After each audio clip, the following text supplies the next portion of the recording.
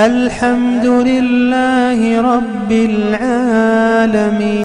இப்ப நோன்பு திறக்கிறோம், என்ன துவா ஓதணும், அதுக்கு எது பிரத்யேக துவா இருக்குதா அப்படின்னு கேட்டா, நம்ம சமுதாயத்துல ரெண்டு வகையான துவாக்களை ஓதிட்டு வராங்க.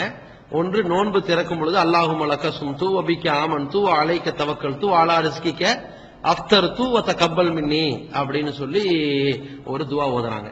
அதே மாதிரி ஸஹபல்லமஉ வ பத்தல்லத்தில் உரூகு வஸபத்தல் அஜ்ரு இன்ஷா அல்லாஹ்னு நோன்பு திறந்ததுக்கு பிறகு ஒரு துவா ஓதுவாங்க. இப்படி நோன்பு திறக்கிறதுக்கு முன்னாடி அல்லாஹும்ம லக்க சும்து ஓதுவதற்கோ, நோன்பு திறந்ததற்கு பிறகு ஸஹபல்லமஉ என்ற துவா ஓதுவதற்கோ ஆதாரபூர்வமான எந்த ஹதீஸும் கிடையாது. ஹதீஸுகள் சில பலவீனமான செய்திகள் இருக்கிறது.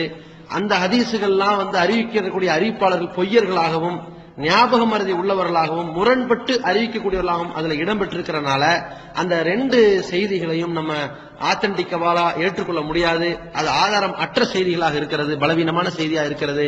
அப்ப நோன்பு திறப்பதற்கு என்று ஆதாரப்பூர்வமான எந்த குறிப்பிட்ட பிரத்யேகத்துவா கிடையாது. அதே நேரத்தில் ஒரு உணவு நம்ம சாப்பிடுறோம். அப்ப உணவு சாப்பிடுவதற்கு நம்ம என்ன செய்வோம்? தொடக்கத்துக்கு பிஸ்மில்லா சொல்லுவோம், முடிவுக்கு அல்ஹம்துலில்லாஹ் சொல்லுவோம். அப்ப இது மாதிரி உணவு உண்ணும் போது ஓதுகிற துவாவையும் உணவு உண்ட பின் ஓதுகிற துவாவையும் இதில் ஓதிக்கொண்டால் அதற்கு போதுமானது என்பதை கவனத்தில் வைக்கணும்.